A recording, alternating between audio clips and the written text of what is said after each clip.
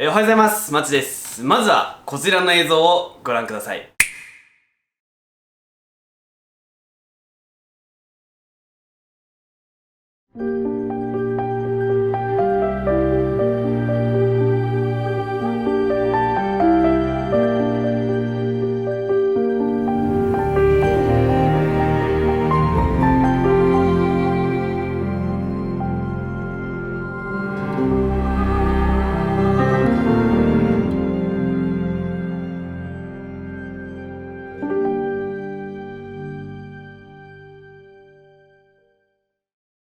はい、どうでしょう。わかりました。もしわかった方、動画止めて大丈夫なんで、この動物っていうのをコメントしてください、ぜひ。じゃあ、答え、言っちゃいますね。答えは、シマウマです。シマウマの映像だけ、240p で撮影しておりました。いや、めちゃくちゃスローにしてて、これ、9倍スローぐらいにしてるんですよね。で、映像自体は 24p で撮影してるんで、まだ、10倍スローまでいけます、実質。多分答えを聞いてもう一度この映像を見てみると、シマウマだけ異常に滑らかっていうのがね、わかると思います。で、ちなみに、実映像というか、実速度、こんな感じです。どうですか？もう本当に一瞬じゃないですか。いや、これね、ほんと撮影しながら、もう半分諦めみたいな感じで、とりあえず撮っておいたんですけど、いやでも、240p の力ですよね。ここまで、作品としてちゃんと仕上がる映像になるっていうのはね、もうアフターフォローがめちゃくちゃ効くんで、いやもうこれはね、撮っといてよかったっていうね、この 240p への安心感をすごく感じました。なので今日はこんな感じで大好きな動物たちをね、この Z6-3 で撮影してきましたので、ちょっと素材とかを見ながら気づいたところ、撮影こんなとこが良かった、この辺気になるっていうのをね、いろいろありますので、今日は紹介していけたらと思います。では今日も一日よろしくお願いします。ちなみにこの映像も Z6-3 で撮ってます。お願いします。Trees aren't green, the ocean is gray, sky is a vague blue, come my way. My room is a mess, it could use a hand. My favorite TV shows to capture in. I know my skin. というわけで、じゃあこの Z6-3 の、今日はね、主に動画性能になると思いますが、いろいろね、撮影してきて、こう日々体感してるものとかもありますので、いろいろお話できたらと思います。まず最初、ハイレゾズームですね。これ最高です。ハイレゾズーム。いやもう他の機種とかでも結構自分は超解像ズーム的なものをね、多用するんで、やっぱりね、ハイレゾズームはね、これは使いやすいですね。このフル HD 画質なら、2倍までいけるのかな、内部的に。なので、例えばズームレンズ持ってなくても、単焦点レンズだけつけておいても2倍までズームが効くっていうことで、これはね、やっぱり便利ですね。こうオーバーサンプリングしてる分ズームしてくれてると思うんで、内部的に。なので、フル HD だと2倍って言いましたけど、これ 4K 撮影だと 1.4 倍ぐらいまでになるのかな、このズーム倍率が。でもそんだけズームできれば十分だし、あと画質的な話だと、今回ね、こう外で、動物撮影してたんですけど、これほぼ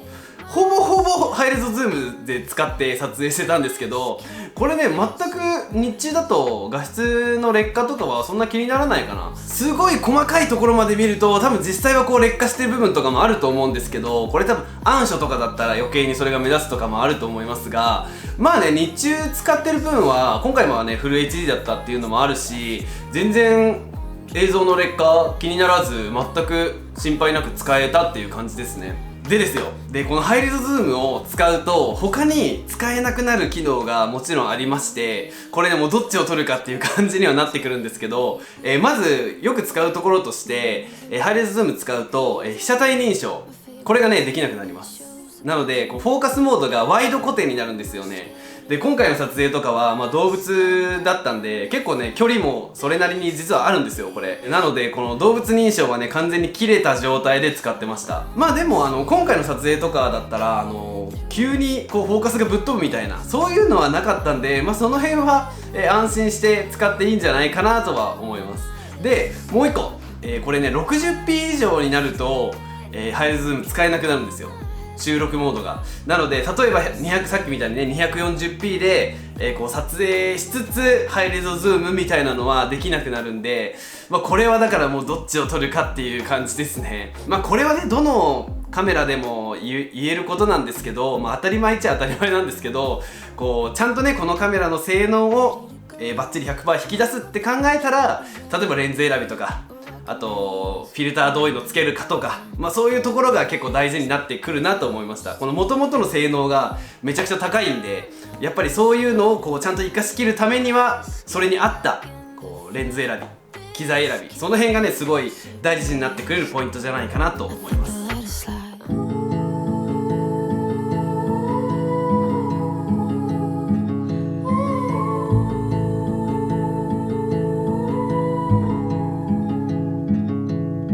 Train ride just to see you,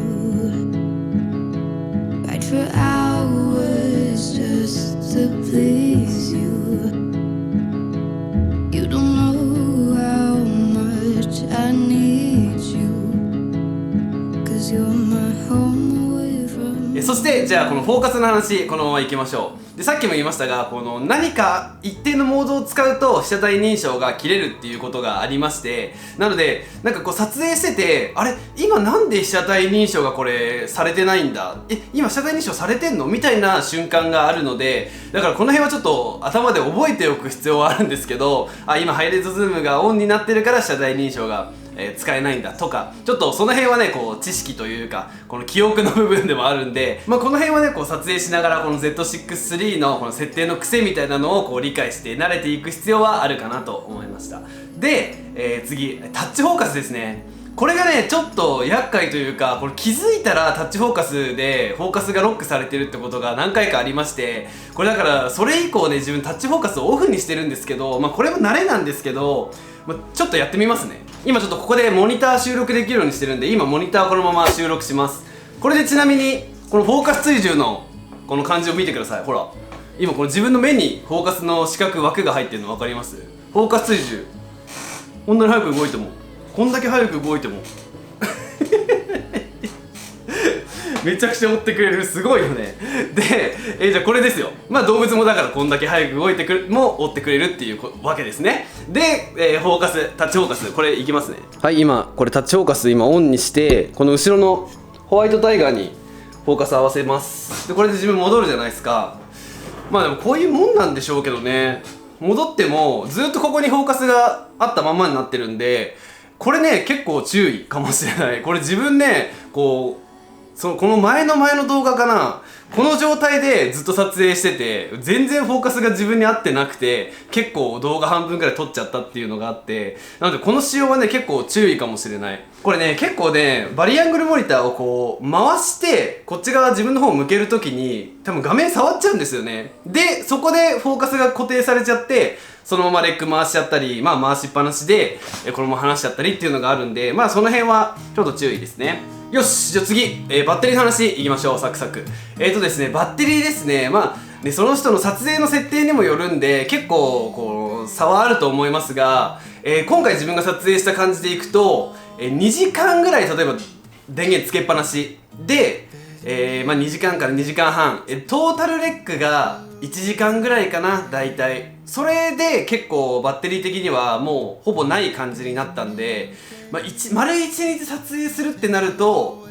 2、3本は絶対に持っておいた方がいいかなって思いました。予備で。今回ね、フル HD で収録したんで、まだ多分このバッテリーの消耗は少ないと思うんですけど、これが 4K とか、例えば 6K とか、それこそロー撮影とか、ローでそんな長回しはできないですけど、やるとしたら結構ねバッテリーの消費激しいと思うんで、その辺を参考にしてもらえればなと思います。1日撮影するとしたら 2,3 本。あとバッテリーの話でいくと、なんか他メーカーのバッテリーよりちょっと安いらしいですね。ニコンのこの Z6-3 ので使うタイプのバッテリーなので、いくつか余分に買っておいた方が安心かなと思いました。だからその辺手に入れやすさはすごくいいですよね。結構バッテリーめちゃくちゃ高いメーカーあるんで、すごいありがたいですね、その辺は。で今回のまとめでは一応最後ですが、手ブレ補正これですね。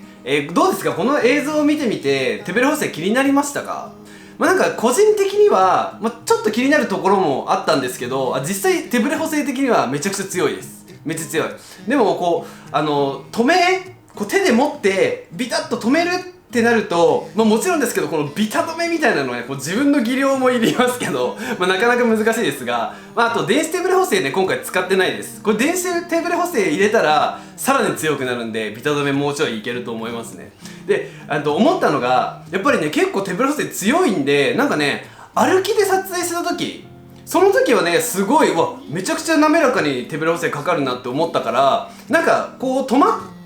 撮影する時よりもむしろ歩いちゃった時の方が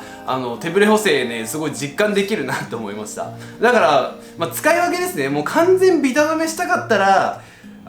電子手ブレ補正入れちゃった方がいいのかなっていう感じですね。クロップされちゃうんですけど 1.5 倍ぐらいその撮影の場所によって、使い分けうまくしてあげるとさらに使いこなせるんじゃないかなっていう感じですね。そんな感じですかね。今回撮影しながら気になったところは、いくつかズームの話、あとフォーカスとかバッテリー、手ブレ補正、この辺すごい基本的なところをまとめてみましたが、参考にしていただければ幸いです。でちょっと最後に、フォーカスブリージングのテストだけしたいんですよね。これコメントにも来てて、フォーカスブリージングどんな感じですかっていうのをちょっと最後にテストして終わろうと思います。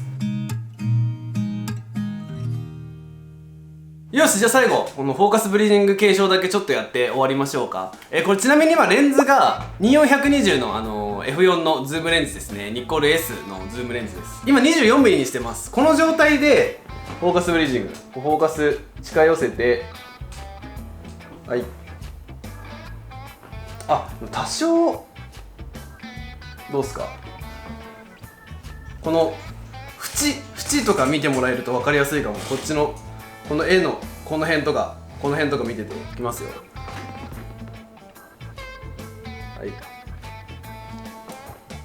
はい、多少ありますね。ワンってなりますよね。ちょっと今 70mm にしてみました。 70mm でこれフォーカススピードね今4ですね。4もう5まである。ちなみにフォーカススピード5にするとねめちゃくちゃ速くて、4と5の間が欲しいぐらい。これはい 120mm、 なかなかむずいか。オートフォーカス、よしよしよしよし。はいはい、こんな感じです。最後ちょっともう一回広角に戻して、この辺まで寄れんのかな。これでいきますね。これ今 24mm、 もう一回最後広角に戻しました。やっぱ広角の方がちょっと分かりやすいね、このブレイジングの感じ。はいはい、こんな感じです。どうでしょう、参考になりますでしょうか。24120の F4 のズームレンズですね、これが。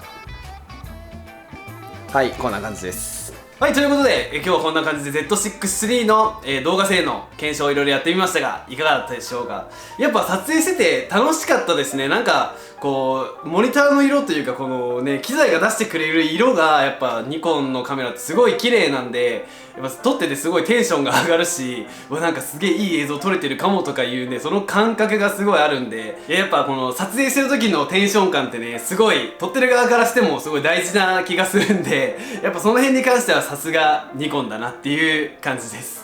いやこんな感じでまたちょっと Z6-3 いろいろねフレキシブルピクチャーコントロール、フレキシブルカラーピクチャーコントロールとかもねいろいろ使ってみたい機能いろいろあるんで、またその辺も動画にできたらと思いますので、ぜひ、引き続きチャンネル登録してください。またチェックよろしくお願いします。というわけで、ご視聴ありがとうございました。また次の動画でお会いいたしましょう。お疲れ様でした。ありがとうございました。